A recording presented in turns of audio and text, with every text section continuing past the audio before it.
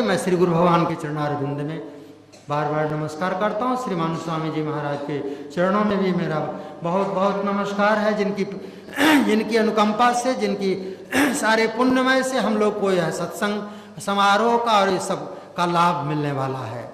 और आप लोग को भी मुबारकबाद प्रथम दिन का है कि आप अपने जो कुछ सुनेंगे उसे जीवन में धारण करेंगे और दुर्गुणों को फेंकते हुए, बाहर निकालते हुए सद्गुणों को धीरे धीरे हृदय में स्थान देंगे। बोले श्री सद्गुरुदेव भगवान की जय, सांचे दरबार की जय। उमापति महादेव की, दयालु सद्गुरुदेव भगवान की। आज लोगों की धारणा के मुताबिक वर्ष का पहला दिन है और दुनिया के मायावी लोग खूब बड़े जोर जोर से अपने मन की कुत्सित मांगों को भांति भांति से रखने में लगे हुए हैं। और एक ये भी धारणा है कि आज खूब खुशी मनानी चाहिए, तो शायद साल भर खुशी मनाते रहेंगे। लेकिन मूर्खों के दृष्टि में और साधुओं के दृष्टि में खुशी की परिभाषा भिन्न भिन्न है। संत की परिभाषा खुशी की और असंत की भिन्न भिन्न से। असंत खुशी मना रहे हैं। आप शहर में कल सुनेंगे कि कितने 100 बकरे कट गए, कितनी बोतलें बिक गई और भी क्या क्या हुआ। आज पार्क में, पार्टियों में खूब पी पी कर लोग नाचते होंगे। खुशी का मतलब यही नहीं कि सालों भर हम इसी तरह से नाचने को हमको मिलता रहे, इसी की तरह से खुशी मनाने को मिलता रहे, बिना मांगे भी शराब की बोतलें मिलती रहे मुझे से, वो खुशी मना रहे हैं। और हम गुरु घर में भी बैठे हुए हैं, हम भी आशीर्वाद मांगने में लगे हैं। भोर के 2 बजे रात से ही तांता लगा हुआ है आशीर्वाद मांगने का। कोई कहता है कि नया वर्ष मुबारक हो या हैप्पी न्यू ईयर। मैंने कहा कि न मुबारक का अर्थ आता है न हैप्पी का अर्थ आता है। मैं पढ़ा लिखा कम हूँ, इसलिए नया साल मंगलमय हो। हमसे कहवाना चाहते हो तो हम भी कह देते हैं, या तुम भी मेरे लिए कहना चाहो तो कह दे कि आपका भी नया साल मंगलमय हो। लेकिन ये मुबारक और हैप्पी तो हम नहीं जानते। लोग नाचते हैं और कितना गंदा हैप्पीनेस का मतलब लोगों के दिमाग में घुस गया है। आज कदाचित कुछ दान करते, दान नहीं करेंगे, लूटेंगे जरूर कि सालों भर लूटना मिल जाएगा। भला दान करें और सालों भर दान देना पड़ेगा, तब क्या होगा। आज कुछ ऐसे उपकार कर लेते, और नहीं तो घर में बैठ के बारिश हो रही है तो भगवान नाम का कीर्तन कर लेते, ताकि सालों भर कीर्तन करने को मिलता। संत के घर में रहने को मिल लेते। तो कई लोग बड़े डरते डरते लिहाज से ये बूढ़े लोग आए हैं। और किसी को मैं कह रहा था कि आज यदि आश्रम में रह लीजिएगा तो साल भर रहने को मिलेगा, और नहीं रहिएगा, नहीं यदि यही मांगना है तो आज मत रहिए, फिर साल भर में कभी भी रहने को नहीं मिलेगा। ललन भाई अब लाचारी में पड़े हुए हैं कि अब क्या करें हम। अब ऐसा श्राप निकल रहा है कि साल भर कबो मौका नहीं मिलेगा। ऐसा फंसे रहिएगा कि साल का कोई रात नहीं बिता सकिएगा। और आश्रम में रात बितानी चाहिए।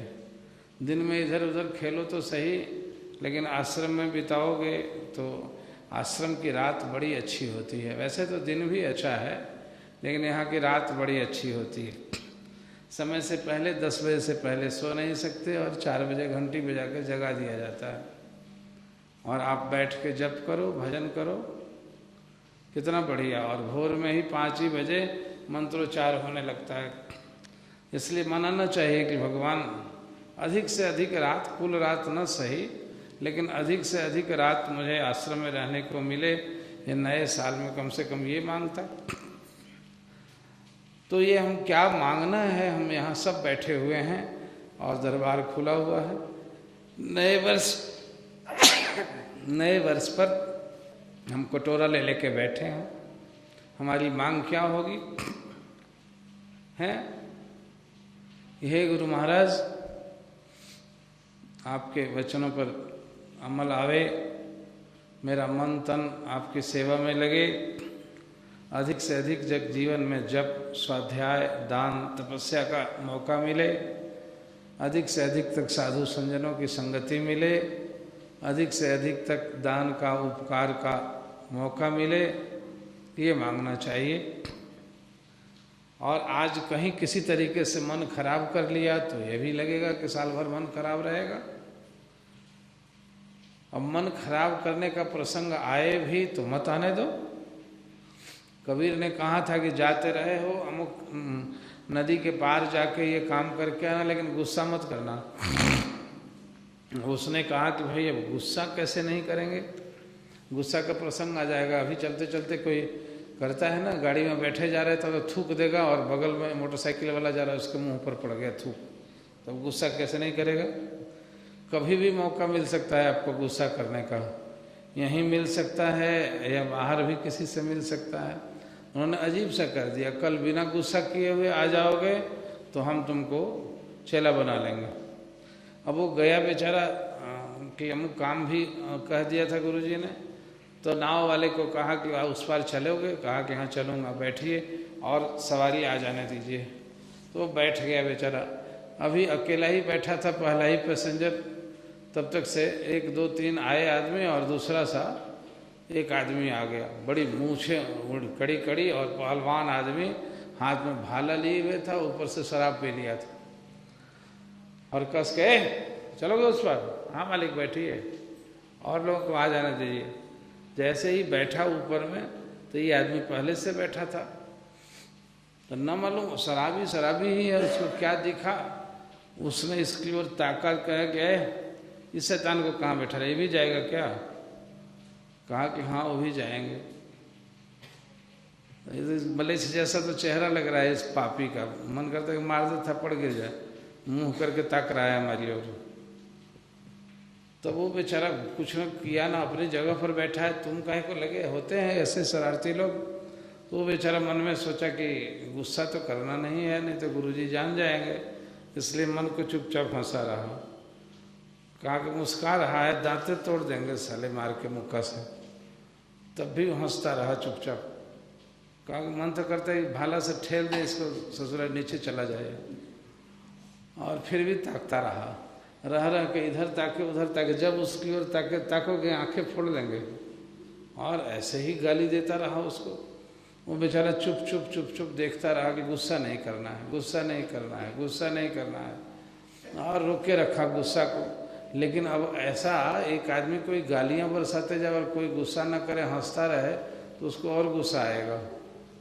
कारण कि कमज़ोर से कमज़ोर क्या है, आपको हम बिगाड़े हैं कि अब हमको करते हैं, गिड़गिड़ाइए कि करे, लेकिन गुस्सा तो इजहार करना चाहिए। चींटी भी बेचारी गुस्सा करती है, लेकिन वो कुछ ना करेगा तब तो उसका गुस्सा और ही भड़कते जाएगा। वो अंत में कहा कि ससुरा का मुंह देख के हम चढ़ेंगे नहीं इस गाड़ी पर, मलेच्छ का ही कैसा शक्ल बना, कसाई है कि क्या है ये। गरिया के खूब आधा घंटा और उतर गया। उतर के जाके उसने जैसे ही भाला फेंक के और उछल के कूदना चाहा, कूद जाते हैं उस नाव पर चढ़ने के लिए, तब तक उसके गले में भाला घुस गया और बस वहीं गिर पड़ा, बस करके खून निकल के मर गया। हल्ला हुआ, 10 आदमी आए, वो भी आदमी सोचा कि बताओ ये बेकार का नशा में है इसलिए मरा है, और क्यों दोस्त बेचारा कुछ कहा तो था नहीं। ये जाके इसने अपना काम किया और दूसरे दिन सवेरे गुरुजी के पास में गया कि महाराज जी मुझे दे दीजिए, गुरु नाम दान दे दीजिए, मंत्र दे दीजिए। गुरुजी कहने लगे अच्छा काम कराया? कहा कि हाँ काम कराया, लेकिन और कुछ कहे थे तुमको? कहा आप ही तो कहे थे। कहा एक बात और कहे थे कि तुम गुस्सा मत करना अब से कल तक। गुस्सा किया? कहा कि नहीं सरकार गुस्सा नहीं किया। कहा कि गुस्सा कल से अब तक नहीं किया तुमने? कहा कि नहीं किया। फिर पूछ दिया, वो तो अंतर्ज्ञानी थे, कि गुस्सा का कोई प्रसंग आया था और नहीं किया? कहा हाँ आया तो भरपूर था। तब क्या किया तुमने? कहा कि एक नशेबाज आके मुझे गाली देता रहा आधा घंटा और बेमतलब के मेरे ऊपर बरसता रहा, क्या क्या नहीं गाली गलौज किया। अंत में गुस्से से अपने ही गाली गलौज बक बक के, और हमको तो चूँकि गुस्सा करना नहीं था, आपकी आज्ञा थी इसलिए मैं मन को रोके हुए था और कूदा, तो यहाँ से गालियाँ बक के और कूद के जाने लगा, तो उसके गले में भाला धंस गया और मर गया वहीं। कहा क्या मार ही दिया उसको? कहने लगे महाराज मैंने थोड़े मारा, मैं तो गुस्सा में कुछ कहा भी नहीं एक शब्द उसको। कहा कि अरे गुस्से में कुछ भी एक दो शब्द भी कह दिया गया होता तो उसका पाप थोड़ा हल्का हो गया होता, उसकी जान तो बच जाती, तो उसका जाने ले लिया तुमने। कहा महाराज हमने कुछ नहीं किया, हमने क्या लिया है? लेकिन यही तो है कि कुछ नहीं करके भी सब कुछ कर दिया। एक आदमी किसी को गाली दे और उसके अंदर में प्रतिक्रिया हो ही नहीं जरा भी, तो कुदरत बर्दाश्त नहीं करके तुरंत उसका दांत तोड़ देगी, तुरंत उसको सजा हो जाएगी। सजा इसलिए नहीं होती है कि यदि कोई तेरे को कुछ करता है तो तुम भी कुछ न कुछ मन ही से सही गर्म हो जाते हो, बस नहीं चले तो, नहीं तो लड़ लेते हो, गाली गलौज आपस में होता है तो थोड़ा बहुत पाप दोनों का घाटा बड़ा हो जाता है और बस उसी में रह जाता है। यदि एक तरफ से कुछ भी नहीं कहे तो फिर तो कुदरत सजा दे देती है, और इसलिए तो मर गया वो।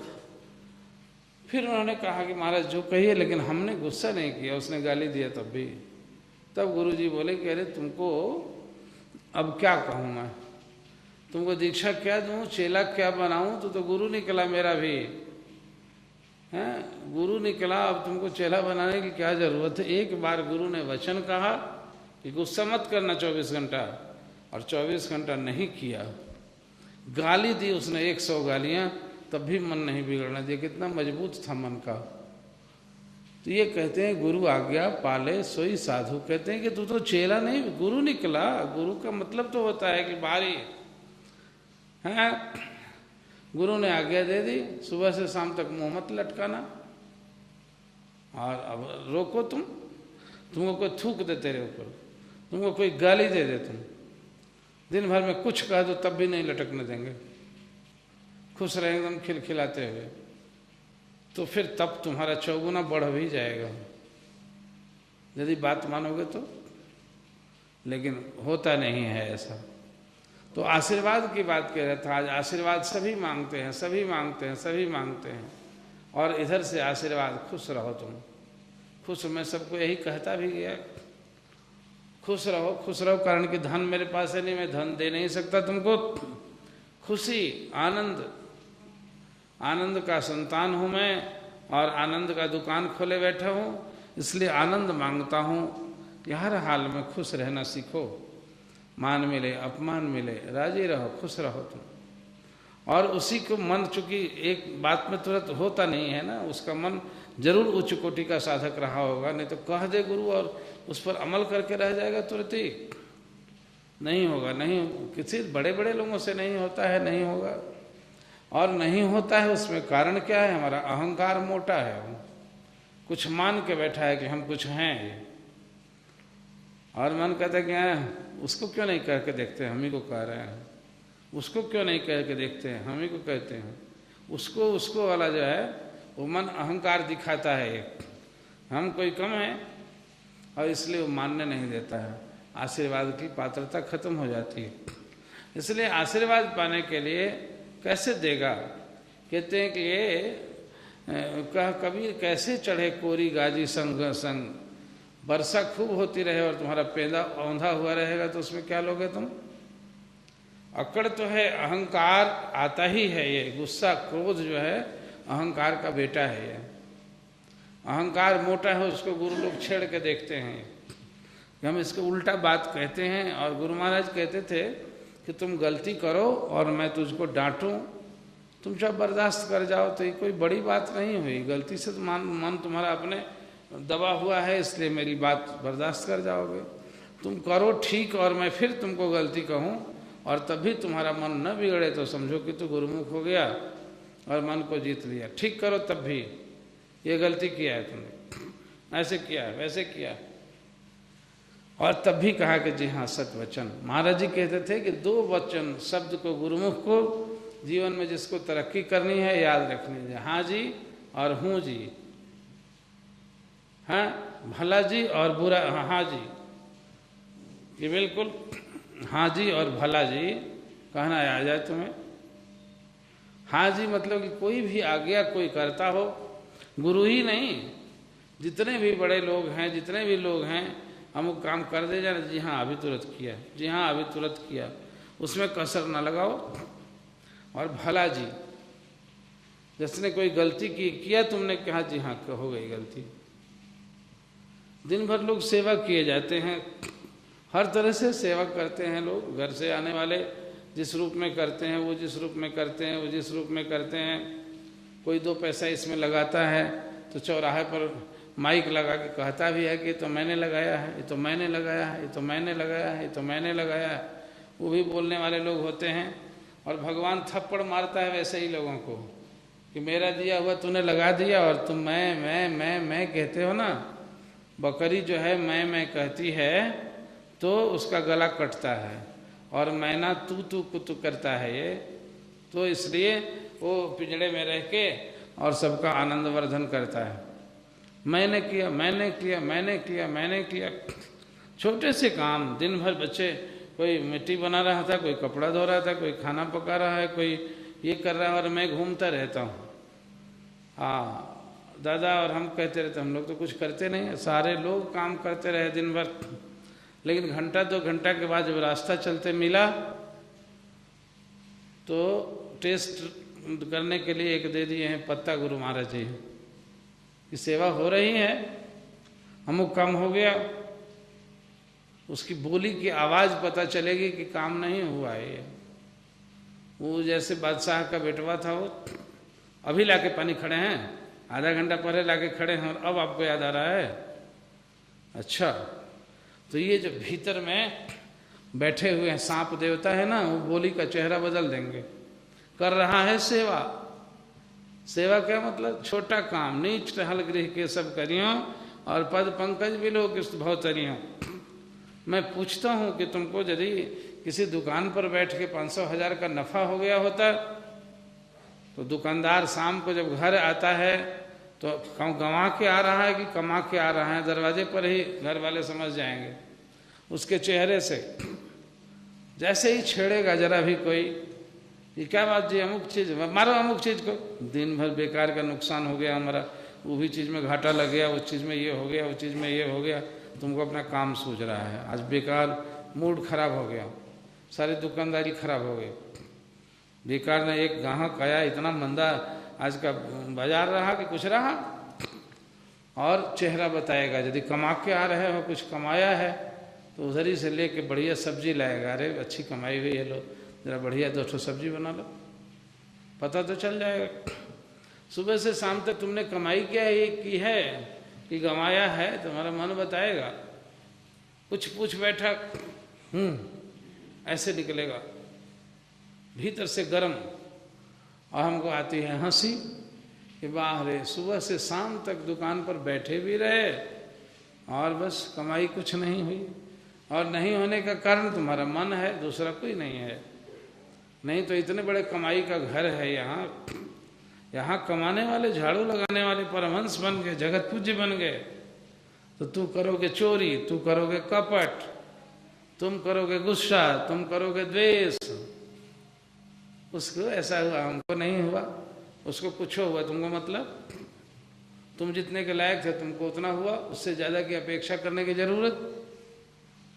तो ये सब मन की फितरतें हैं और ये आशीर्वाद से वंचित होने का तरीका है। कमाई करने वाले ऐसा नहीं किया करते।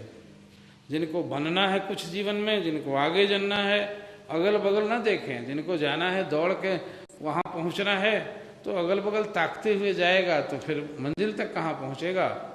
इसलिए मंजिल सीधे दिखाई पड़े, अगल बगल वाला क्या कर रहा है, माथा धुन रहा है कि जलसा मना रहा है, चुपचाप सीधे जाओ, तुम अपना काम करो ना, अपनी मंजिल तय करो।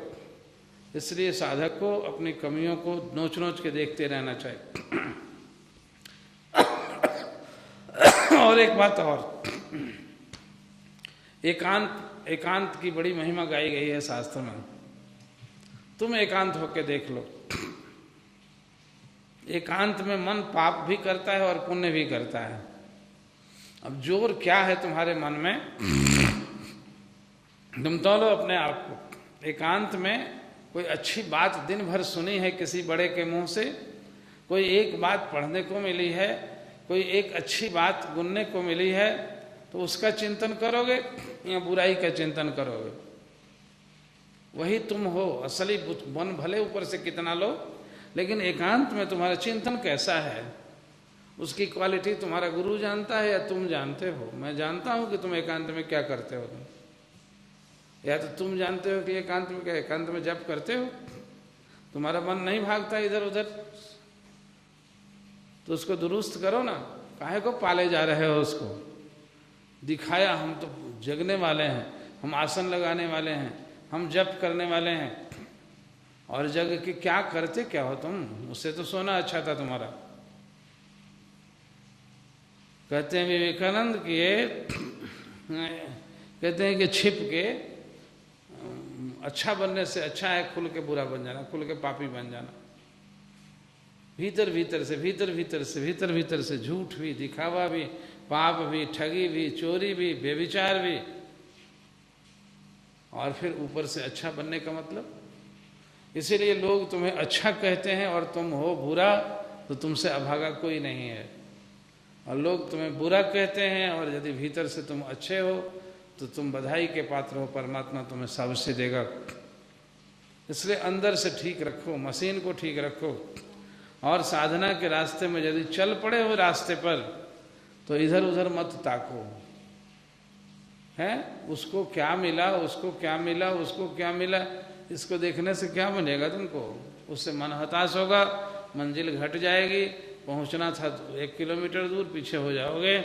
इसलिए आशीर्वाद ये मांगो, हे ठाकुर मन साहेब जो हमारे सुख में, हमारे आनंद में, आपके स्मरण में या जप में जो बाधा डालते रहते हैं, ये मन को खराब कर करके, इसलिए इतना बढ़िया कहते हैं, जो न तरे भव सागर ही नर विरंच यस पाए, हैं सो कृतनिंदक मंदमती आत्महन गति जाए।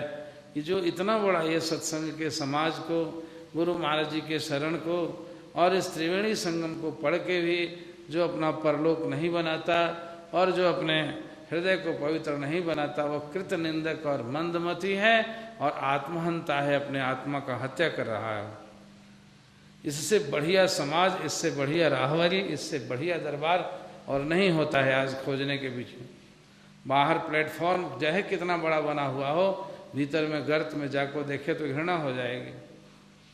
गुरु महाराज जी का घर इतना दिव्य, इतना आला, इतने बड़े महान गुरुओं का घर, इतनी अच्छी शरण, जो त्रिताप को हरने वाले हैं, जो इतना माँ बाप कुटुंब सखा भाई बंधु सबसे अधिक प्यार करने वाले हैं, जो सबसे अधिक हमारे शुभचिंतक हैं, जो सबसे अधिक हमारे कल्याण की कामना करने वाले हैं। पग पग पर उनको पीड़ा मत दो किसी तरीके से। उनको यही इच्छा और अपेक्षा होती है कि हमारे लोग, हमें प्यार करने वाले लोग, हमें सेवा करने वाले लोग बेशक देवता बन जाएं।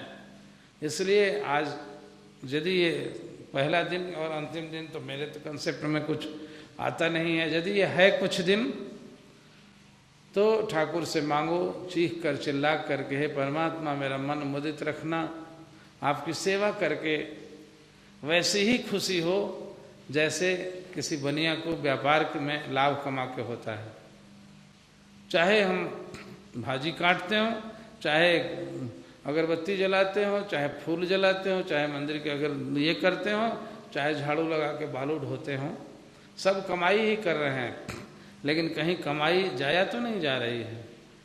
महाराज जी कहते थे कि तुम देखो दौड़ दौड़ के काम करते हो ना, आँख मूंदो, यदि काम का फावड़ा ये वो खटर पटर याद आता है, इसका मतलब कि सेवा नहीं कर रहे हो। जिसके लिए तुम कर रहे हो वह याद आना चाहिए, न कि वो काम याद आना चाहिए तुमको। उसमें राग है, उसमें अहंकार है, इसलिए वो याद आता है। और नहीं तो एकांत में बैठने के बाद आँख मूंदते ही काम से छूटेंगे और काम का लक्ष्य, काम का आराध्य, काम का प्रेरक जिसके लिए मैं कर रहा हूँ वो मुझे याद आ जाने लगेगा।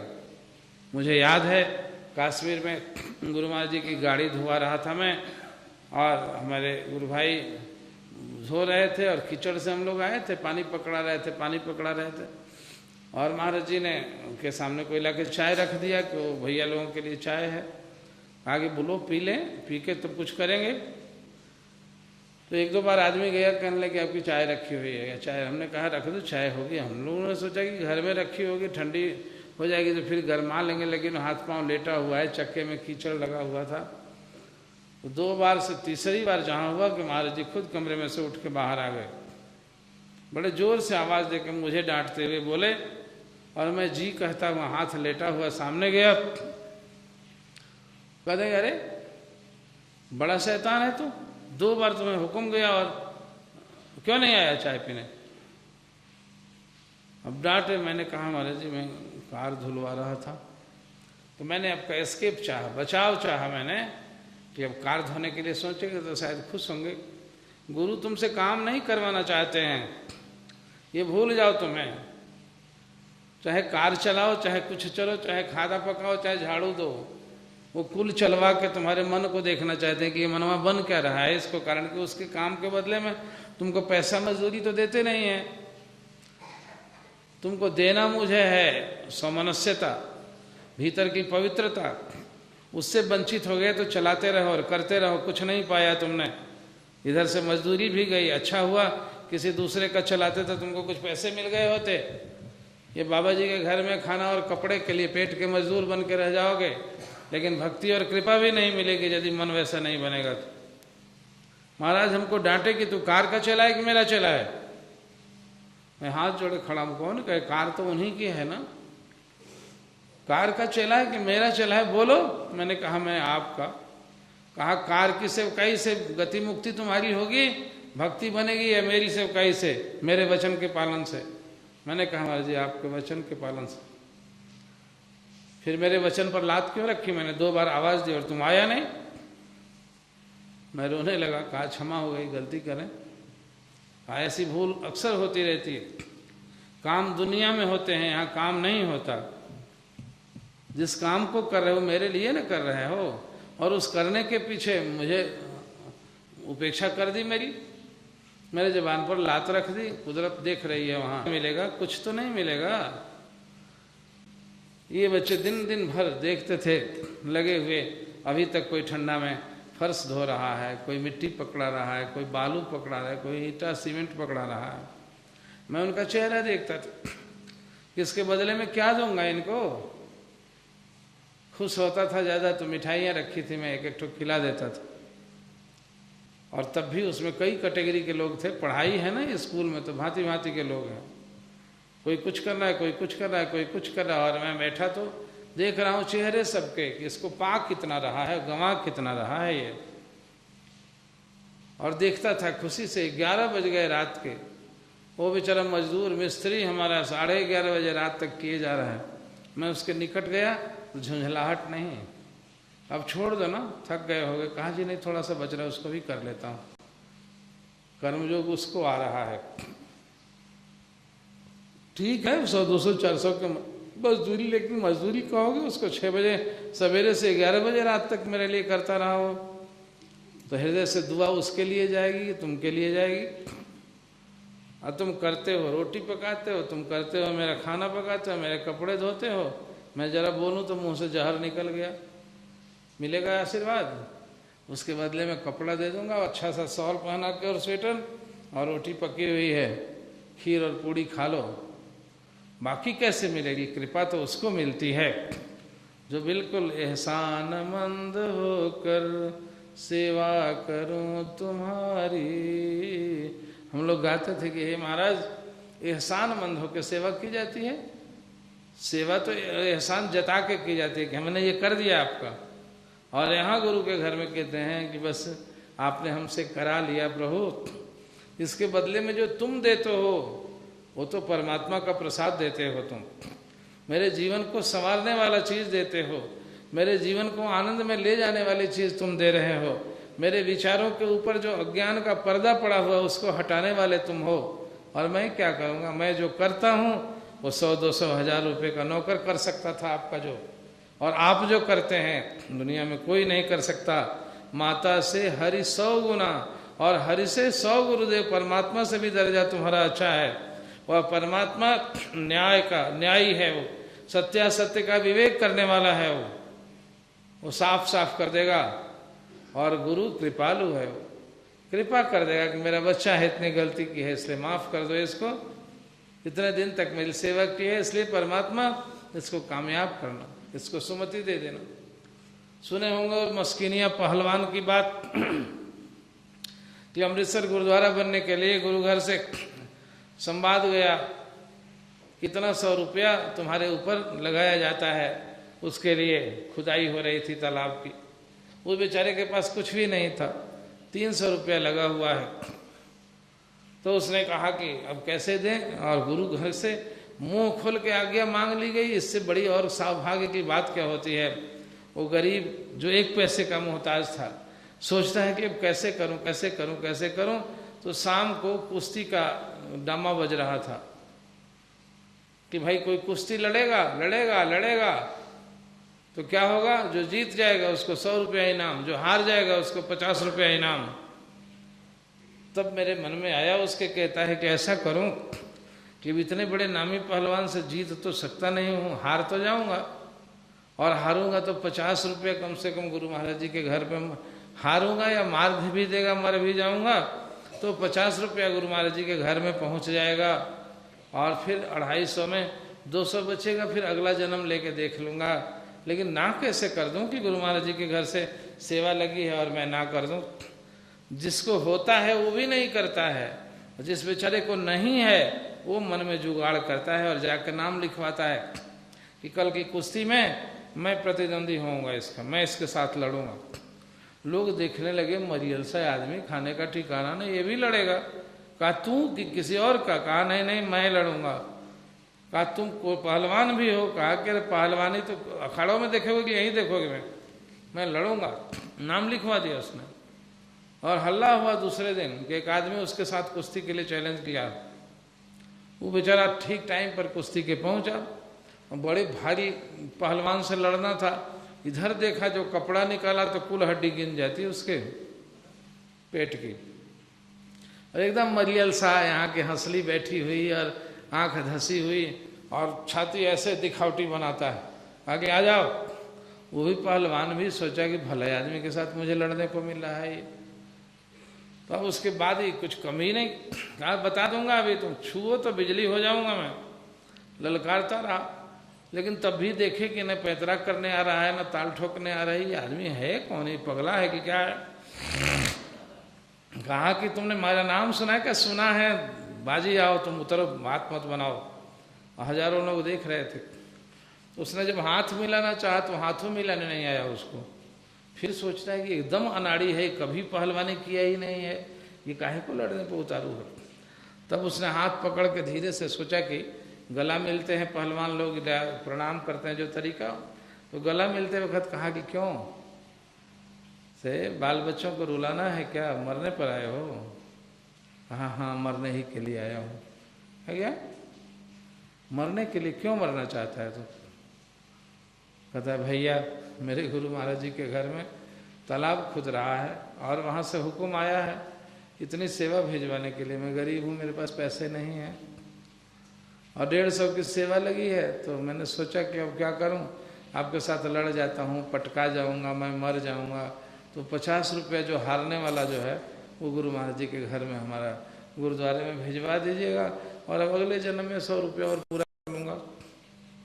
ये जब कहा तो पहलवान का दिल पिघल गया कि राम राम, इतना बड़ा गुरु का प्रेमी है ये कि मर के भी कहता है कि आधा पूरा कर लूँगा, आधा मर के पूरा करूँगा। ना बच्चा का फिक्र ना बाल का, ऐसे ही थोड़े था, उसके औरत बच्चे भी होंगे, परिवार भी होंगे, सब मरते रहें, लेकिन मरने को तो आधी सेवा तो पूरी हो जाएगी मेरी। और हल्ला मच गया कि मस्किनिया को पटक दिया ये मरियल, बिगुल बज गया, डिग्री हो गई। अब हुआ 100 रुपया उसका और 50 रुपया इसका, और लिया, कहा कि चलो तुम, बाकी डिग्री हो गई, ताली बज गई, लोग चले गए। अब जाके कहा कि मुझे अपने गुरु महाराज जी को दिखा दो। उनका दर्शन मुझे जरूर करना है। कैसे गुरु महाराज तुम्हारे हैं, अरे धन्य तुम्हारे सतगुरु, जिन दिन हो उपदेश, धन्य हो राजा धन्य तुम, धन्य तुम्हारा देश। और तुम्हारे सदगुरु कैसे हैं, जिन्होंने तुम्हारा मन इतना बना दिया अच्छा कि उनकी 50 रुपए की सेवा के लिए तुम जान देने पर तैयार है। मैं उन प्रभु का जरूर दर्शन करूंगा। और ये गया जब जाकर दंडवत किया तो उस भगत ने इसका परिचय कराया कि महाराज जी इस जमाने का नामी पहलवान है ये, और इसके साथ में कुश्ती लड़के ये 50 रुपये आपकी सेवा के लिए लाया हूँ, और इन पर जरा सा आशीर्वाद दे दीजिए, बड़े कृपालु हैं, अपनी इतनी बड़ी बेइज्जती करा के भी और आपकी सेवा के लिए मेरा मान रखा है इन्होंने। अब जब सुना कितना नामी पहलवान और मेरे बच्चे की सेवा पूरी करने के लिए पटका गया खुद ब खुद, उसको गले में लगा के नानक देव इससे भी बड़ा वरदान दे गए कि बेटा मैं हृदय से आशीर्वाद देता हूँ कि तेरा दिल पाक हो जाए, गुनाहों से पाक हो जाए तुम्हारा दिल। और मैं हृदय से आशीर्वाद दिया। वो मुस्किनिया बाद में उनका संत बन गया, हृदय परम पवित्र बन गया, और 100 और 50 मिलके दोनों सेवा उसको ऐसे लग गई। ये आशीर्वाद के योग्य होने को होता है। जब बहुत ही ऊंची धारणा और पवित्र हो जाती है, कुछ नहीं गिराया वो बेचारा, बहुत कोई जपी तपी नहीं होगा, वो सामान्य सा इंसान, पहलवान, खाने कमाने वाला, और उसने दया आई ना, दया भी तो दिव्य गुण है। और दया आई, सज्जनता आई, और अपना सब कुछ दे के अपना मान गिरा के उसने, और कैसा बड़ा इतिहास है उसका, उसके ऊपर बड़े बड़े भक्तों की श्रेणी में आ गया, वो तपस्या का फल मिल गया।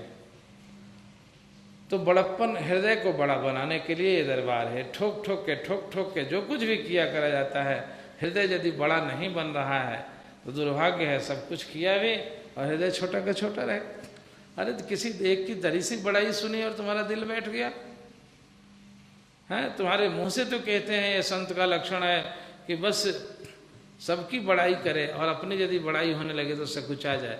अरे मैं तो इसके भी काबिल नहीं हूँ, मैं तो इसके लायक नहीं था, आपने कृपा करके मुझे ये बना दिया, मैं तो इसके लायक नहीं था। अपने लिए दीनता और बड़ों के लिए बिल्कुल ही उदारता, ये संत का लक्षण है। और ऐसा लक्षण दिनों दिन आना चाहिए। यदि सेवा हो रही है, यदि जप हो रहा है, यदि भजन हो रहा है, और वैसा नहीं बिना तो कुछ ही खोट है, गड़बड़ी है। इसलिए आज के नए वर्ष पर आशीर्वाद मांगो कि हमारी सेवा बर्बाद न होने पाए प्रभु, उसको बचाने का सहूर बख्शो। और मन बेईमान के चलते हमारी सेवा जो इधर उधर बिखर जाती है, गंवा बैठते हैं हम, इसलिए उसको बचाने को दो, ताकि दिनों दिन बचते बचते सेवा हृदय हमारा पवित्र और विशाल हो जाए, और हम आपके चरणों के, आपके कृपा के अधिकारी बन सके। आप भी अपनी तरफ से मांगें, और उस मालिक की तरफ से आप मुझे प्यार करते हैं। लोगों ने मुझे आज बहुत बहुत आशीर्वाद मांगा है। बहुत लोगों ने मुझे, किसी ने कपड़े पहनाए, किसी ने मिठाई खिलाई, किसी ने पैसे दिए। सबके लिए मैं एक तरफ से उनके मन को पाक साफ करने के लिए, उनके जीवन में पवित्रता, भक्ति, ज्ञान, वैराग्य आने के लिए मैं अपने ठाकुर से विनती करता हूँ, प्रार्थना करता हूँ कि पूरा वर्ष आपकी सेवा में लगे, भजन में लगे, दान में लगे और उपकार में लगे। आपका जीवन धन्य हो, धन्य हो।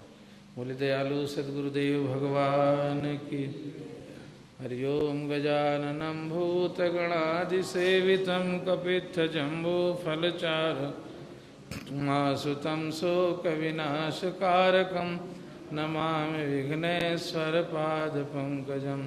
हरि ओम ब्रह्म प्रणाम प्रणाम गुरु पुनि प्रणाम सब संत, करत मंगलाचार्य नासत विघ्न अनंत।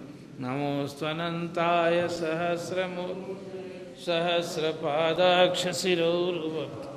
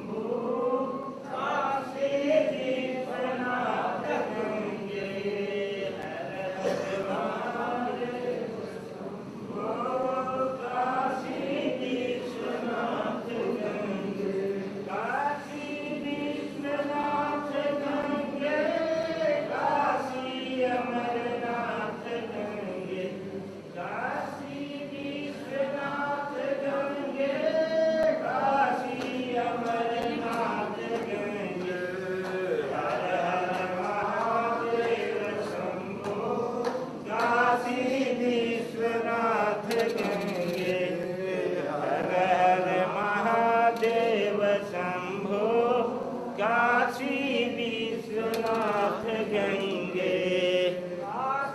विश्वनाथ गंगे, काशी अमरनाथ गंगे, काशी महादेव शंभो, काशी विश्वनाथ गंगे, हर हर महादेव शंभो, काशी विश्वनाथ।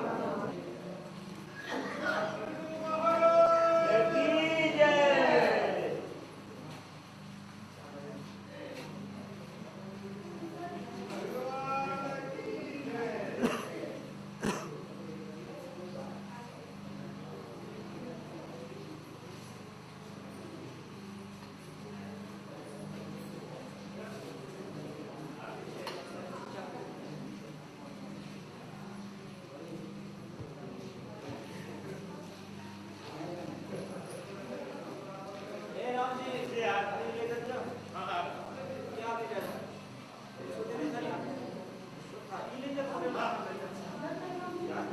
भैया जा रहे थे